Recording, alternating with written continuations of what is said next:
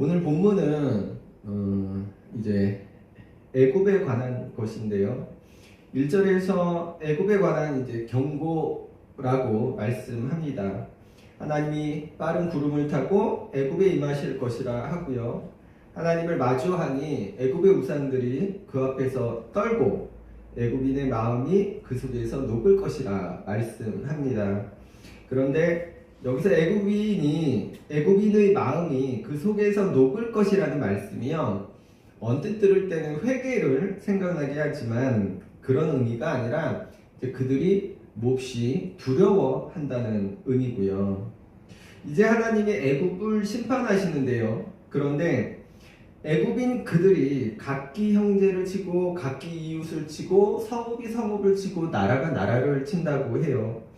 이는 애굽 스스로가 서로 싸우는 모습이거든요. 그러니까 지금 애굽이 내란으로 스스로 몰락하게 될 것이라는 말씀이고요. 이렇게 그 나라가 어지럽고 몰락할 지경에 이르니까 그들이 이제 우상과 마술사와 신접한 자와 요술객에게 묻는다고 해요. 그런데 4절에서는 하나님이 애굽인을 잔인한 주인의 손에 붙인다고 하세요. 포악한 왕이 이제 그들을 다스릴 것이라고 합니다. 이는 구스로 보는 의견이 많은데요. 그 18장에 나온 구스는요, 한때 애굽을 다스렸는데 이를 애굽의 25대 왕조라고 해요. 이때 애굽은 또 내란과 폭정으로 불안하였다고 합니다. 그런데 이제 여기서 끝이 나는 것이 아니라 5절에 보면 바닷물이 없어질 것이고 강이 마를 것이라고 해요. 이는 나일강일 것인데요. 심한 가뭄이 든다는 것이겠죠. 그래서 마른 강에서는 악취가 나고 강이 마르니 강 가까이 있던 밭도 마르게 되고요. 어부들도 마른 강에서 탄식할 수밖에 없죠. 또 세마포와 백목을 짜는 사업도 몰락하게 됩니다. 그래서 10절에서 그의 기둥이 부서지고 품꾼들이 근심한다고 말씀하고 있어요. 그런데 이제 이 10절 말씀이 좀 해석이 어려워서 제가 새 번역으로 10절을 읽겠습니다. 옷 만드는 사람들이 낙심하니 모든 품꾼의 마음에도 병이 들 것이다. 새 번역으로 보니 이해가 잘 됩니다. 그런데 애굽이 왜 이렇게 되었을까? 그게 11절부터 나옵니다. 11절 말씀. 소안의 방백은 어리석었고 바로의 가장 지혜로운 모사의 책략은 우둔하여지었으니 너희가 어떻게 바로에게 이르기를 나는 지혜로운 자들의 자손이라 나는 옛 왕들의 후예라 할 수 있으랴.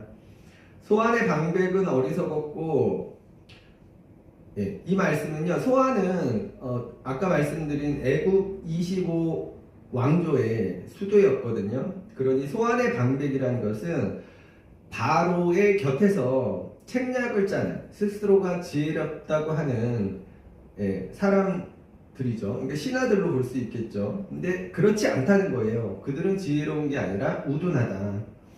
왜 그들이 어리석다고 하는지가 12절인데요.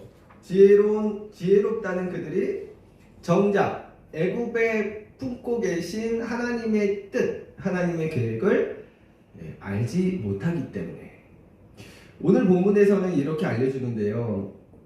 애굽이 외부의 어떤 힘에 의해서가 아니라 내란으로 나라가 어지럽게 되고요. 또 거기다 엄청난 가뭄으로 나라의 경제가 흔들릴 것인데, 그런 와중에 지금 아수르와의 전쟁을 주장하는 바로의 참모들.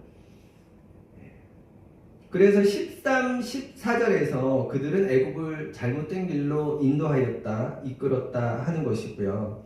그래서 15절에서는 애굽에서 머리나 꼬리나 종려나무 가지나 갈대가 아무 할 일이 없을 것이라고 합니다. 여기서 머리는 정치 지도자들, 꼬리는 거짓 예언자들, 종려나무 가지는 귀족, 그리고 갈대는 서민들일 것인데요. 그러니까 바른 길로 인도할 만한 사람이 위나 아래나 아무도 없을 것이다. 이런 의미로 볼 수 있겠죠. 자, 여기까지 보면 이렇습니다. 애굽의 지도자들이요, 바로의 곁에서 바른 책략을 짜고 나라를 인도하고 이끌어야 될 사람들이 그들이 어리석고 우둔하기 때문에 그런 어리석고 우둔한 길로 그들이 바로를 이끌었고 또 나라를 이끌었다라는 겁니다.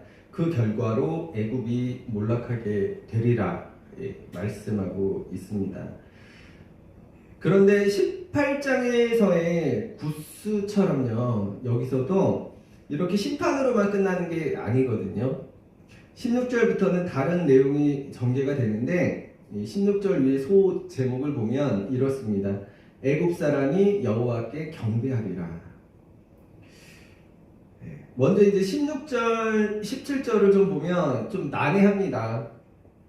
그 날에 애굽이 부녀와 같을 것이라 곧 겁 많은 여인처럼 하나님 앞에서 두려워하게 될 것이라고 하는데, 왜냐하면 유다의 땅이 애굽의 두려움이 되기 때문이라고 해요. 그런데 이게 이제 해석이 좀 어렵죠. 왜냐? 역사적으로는 그런 일이 일어난 적이 없으니까. 그래서 이 말씀은요, 유다가 막강한 군사력을 갖게 되어서 애굽을 떨게 한다는 말씀으로 보기는 어렵겠고, 이렇게 볼 수 있을 것 같아요. 유다 땅이 예언자의 예언대로 하나님 심판에 철저히 유린당하고 심판받는 모습을 애굽이 보는 거예요. 그 유다를 보면서 우리도 저 유다와 같이 심판당하게 되지 않을까, 그런 두려움을 갖게 되는 그러한 것으로 볼 수 있겠습니다. 그리고 이어서 18, 19절도 좀 어려운데요. 18절에서는 그날의 애굽 땅에 5 성읍이 있을 것인데 거기에는 가나안 방언, 곧 히브리어를 말하는 사람들이, 하나님을 믿는 사람들이 살게 될 것이라고 하고요. 19절에서는 하나님을 위한 제단이 애굽 땅 중앙에 세워질 거라 하고요. 그 변경에는, 그러니까 애굽의 국경지대에 하나님께 바치는 돌기둥이 세워질 거라고 말씀합니다.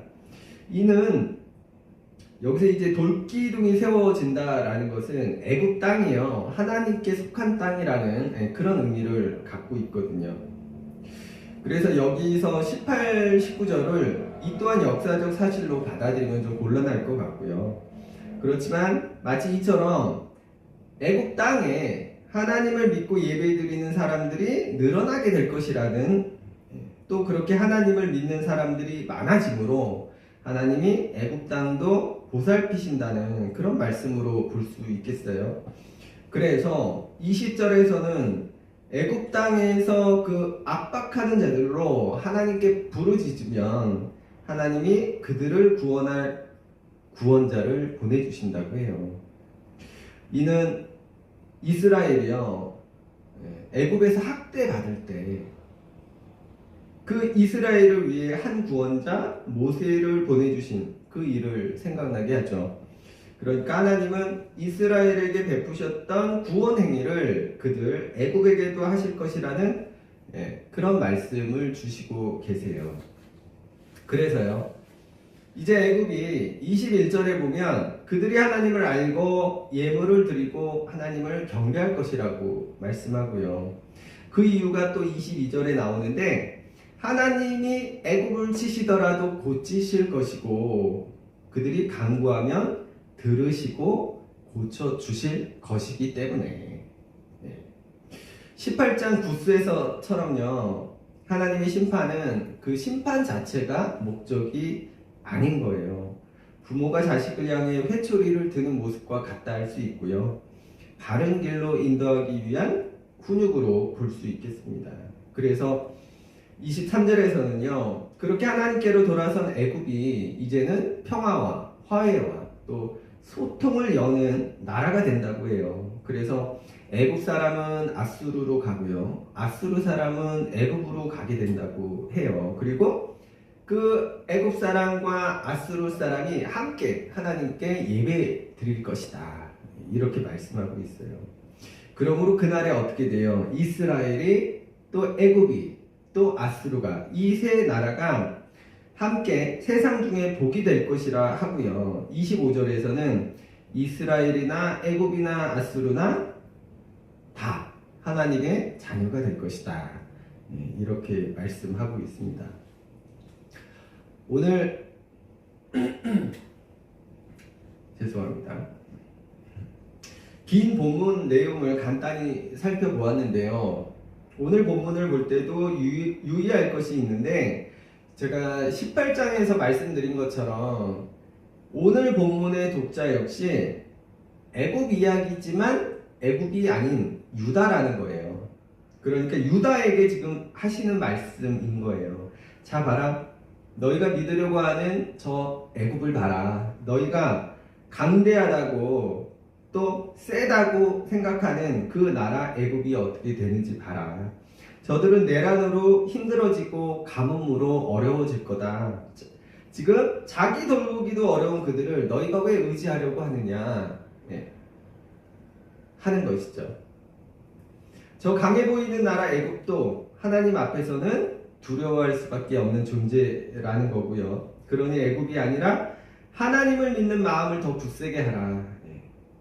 왜요? 애굽도 또 아수르도 결국에는 하나님께 예배드릴 수밖에 없는 존재이니까. 왜냐하면 하나님의 목적은요, 그게 이제 그 오늘 본문 끝에 나오거든요. 세상 모든 나라, 세상 모든 사람의 구원에 있기 때문에 못할 것이 없으신 그분이 반드시 그 뜻을 이루신다는 거예요. 그래서 우리가 이제 25절을 볼 때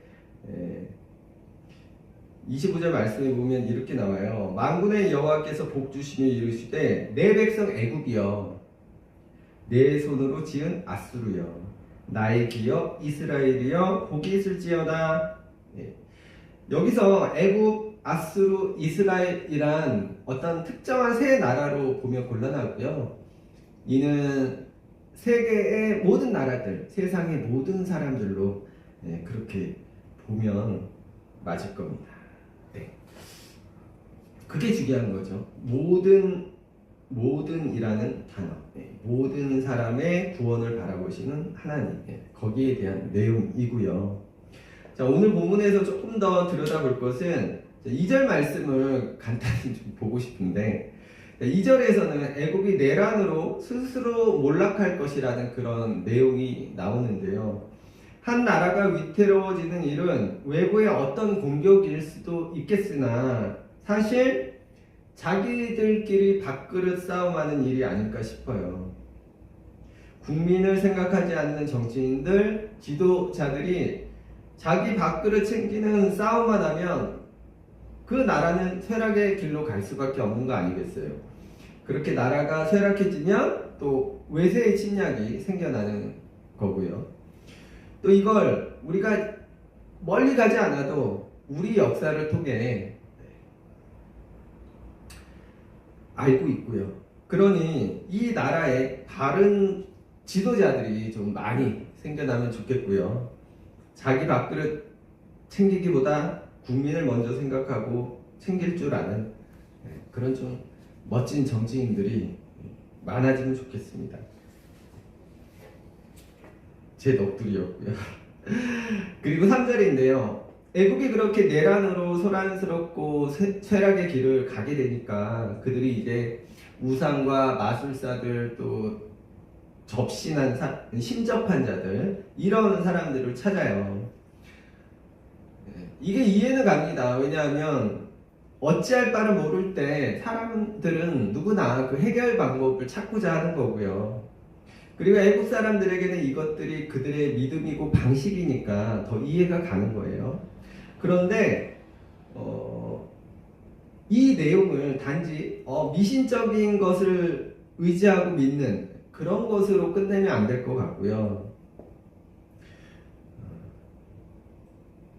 이렇게 보는 게 필요할 것 같아요. 하나님이 아닌 다른 것에서 방법을 찾고 하나님이 아닌 다른 것에서 해결하려는 그런 삶의 방식 혹은 삶의 모습. 그런데 애국 사람들은 본래 그러니까 그러려니 할 수 있는 거지만 이제 하나님을 믿는 사람들은 그러면 안 되는 건데요. 문제는 우리가 스스로 우리를 좀 돌아볼 때 우리 역시 오늘 애굽의 모습처럼 그렇게 살고 있지 않나. 우리가 하나님을 믿는다고 하면서 어떤 문제가 생길 때 물론 나름 하나님께 기도하고 도움을 요청하지만 결국 그 문제를 해결하는 방식은 하나님의 방식이 아닐 때가 너무 많지 않은가. 우리는 어쩌면 믿지 않는 사람들과 똑같은 방식으로 그 문제들을 풀어가고 해결하려는 그런 삶의 모습, 그런 삶의 방식으로 살아가고 있지는 않은지 우리가 한번 생각해 보면 좋겠고요. 우리가 하나님을 믿는다면, 정말 그 하나님을 인정해 드린다면 우리는 세상 사람들과는 조금 달라야겠다. 우리가 살아가는 방식, 어떤 문제를 해결해 나가는 그 방식도 세상 사람들의 것이 아니라 하나님의 것들로, 하나님의 방식으로 그렇게 풀고 해결하고 얻고 그렇게 살아가면 좋겠습니다. 그리고 11절 말씀을 보는데요. 11절에서는요, 지혜롭다는 애굽의 그 모략가라고 해야 되나요? 그 지도자들을 우둔하고 어리석다고 합니다.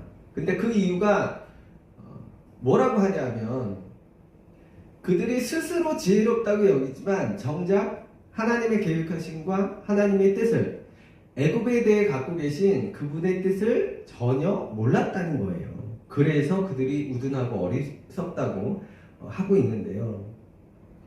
이게 우리에게도 교훈을 줍니다. 우리가 하나님을 믿으면서 어쩌면 이게 가장 중요한 게 아닐까 싶어요. 우리를 향한, 세상을 향한 하나님의 뜻, 하나님의 계획하심을 우리가 모르거나 아니면 모른 채 한다면 우리도 오늘 본문의 이 애굽의 지도자들처럼 우둔하고 또 어리석은 그런 게 아닐까. 그리고 우리가 우둔하기 때문에 그렇게 하나님의 계획과 뜻을 모르거나 아니면 모른 채 하기 때문에 기독교인이 이렇게 많은 이 나라가 아직도 하나님이 바라시고 원하시는 그 방향과는 다르게 가는 이유가 아닐까 싶습니다.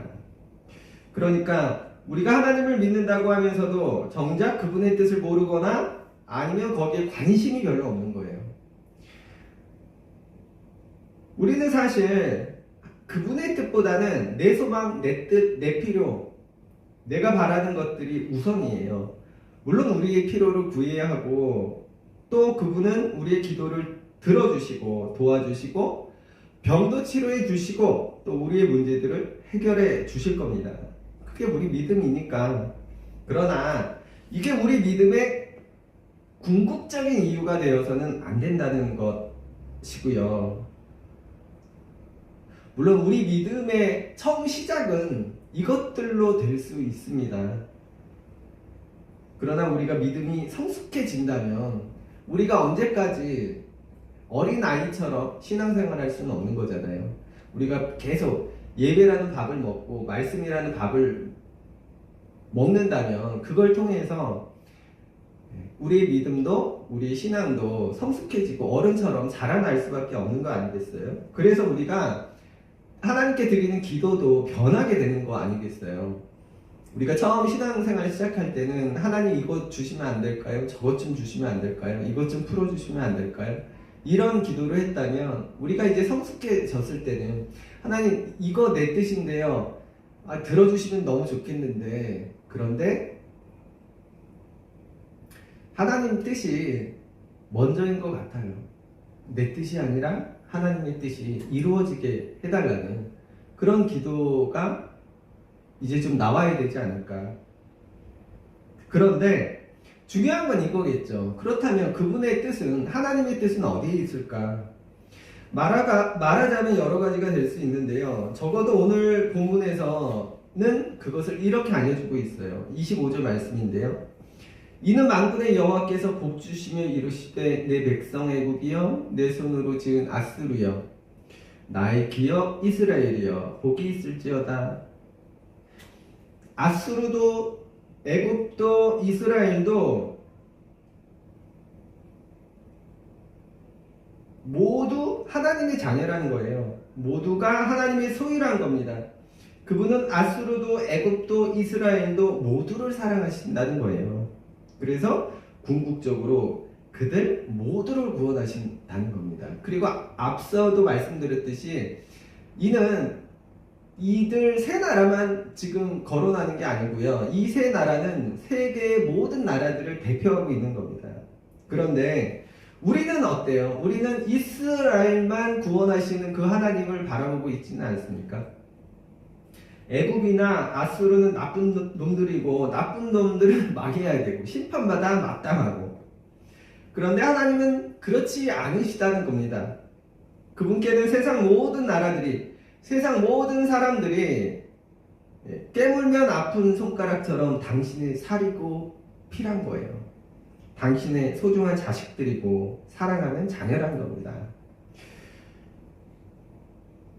그래서 22절에서 하나님의 애굽을 치실지라도 치시고는 고치신다고 해요. 이게 뭐 병주고 약주고가 아니고요.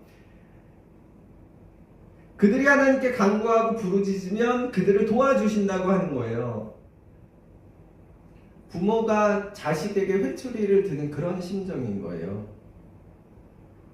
심판을 위한 심판이 아니고 그들이 회개하고 하나님께로 돌아서라는 간절한 요청인 것이죠. 오늘 본문은 이게 하나님의 뜻이라고 알려주고 있어요. 우리는 어떤 사람은 구원받을 만하고 어떤 사람은 잘 살만 하고 그렇게 생각하지만 하나님은 그 모두를 바라보시고 그 모두를 내 새끼라고, 소중한 내 새끼들이라고. 그래서 우리 역시요, 살아갈 때 좀 있거나 없거나 아니면 조금 다르다고 해서 차별하고 비판하고 비난하지 않았으면 좋겠고,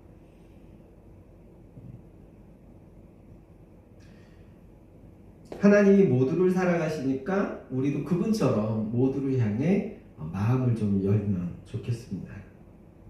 그리고요, 이게 또 중요한 건데, 하나님의 심판을 받는 애굽이요, 이제 쇠락하고 몰락해야 되는 건데 상황이 역전이 돼요. 어떻게 되냐면 그 애굽이 하나님을 예배하게 되고요, 평화와 화해와 소통의 일을 하는 그런 존귀한 자, 존귀한 나라가 되는 거예요. 그런데 애굽이 어떻게 그렇게 되지? 오늘 본문에서는요, 애굽이 하나님께 매를 맞아서, 하나님이 드신 회초리를 맞아서, 그래서 그들이 하나님을 예배하게 되었다, 이제 그들이 존귀한 일을 하는 자들이 되게 되었다, 이렇게 알려주는 게 아니고요.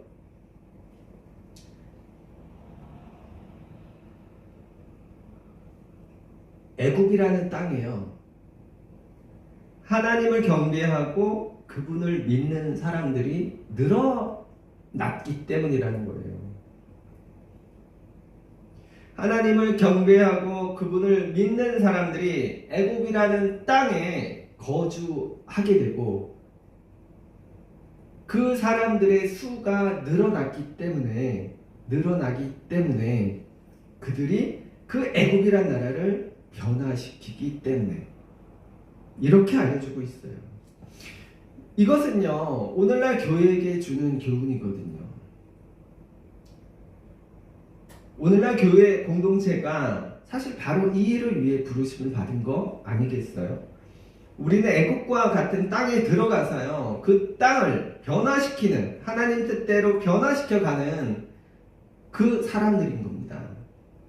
그래서 우리가 이런 일을 좀 해나가면 좋겠습니다. 내 목적과 내 소망과 내 필요를 채우는 것도 필요하지만 우리가 그런 일로 하나님을 의지하는 것도 중요하지만 그런 일로 하나님께 도움받는 게 중요하지만 그렇더라도 그런 하나님의 뜻, 교회 공동체로 우리를 부르신 그 하나님의 요청, 그걸 좀 기억하고 그 일을 열심히 해나가는 우리가 되면 좋겠고요. 그래서 애국과 같은 세상을 하나님 나라로 변화시켜가는 그런 사람들이, 하나님 믿는 사람들 다운 우리가 되면 좋겠습니다. 끝으로 이 말씀만 드리고 오늘 설교를 마치려고 합니다. 저는 오늘 이제 긴 본문 중에서 22절이 가장 마음에 와닿더라고요. 제가 3번역으로 읽겠습니다. 주님께서 이집트를 치시겠으나 치시고 나서는 곧바로 어루만져 낫게 하실 것이므로 그들이 주님께로 돌아오고 주님께서는 그들의 간구를 들으시고 그들을 고쳐 주실 것이다. 예, 제가 앞서도 말씀드렸듯이 병 주고 약 주고 하는 게 아니고요. 자식을 사랑하는 그 애틋한 그 부모의 심정이 느껴지지 않으십니까? 매를 들 때 부모의 마음이 얼마나 아픈가요? 그런데 매를 들 수밖에 없는, 그래서 어쩔 수 없이 회초리로 몇 대 치지만 바로 그 상처에 약을 발라주고 또 어루만져주는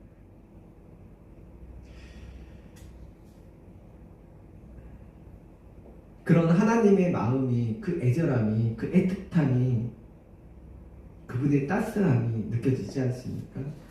엄마 같지 않아요? 엄마? 또 아빠 같지 않은가요? 여러분, 이렇게 좋으신 하나님이시니까 그래서 우리가 하나님 믿을 만한 거 아닐까. 그래서요, 이 좋은 하나님만을 우리가 더 믿고 의지하며 살기 바라고요. 기도하겠습니다.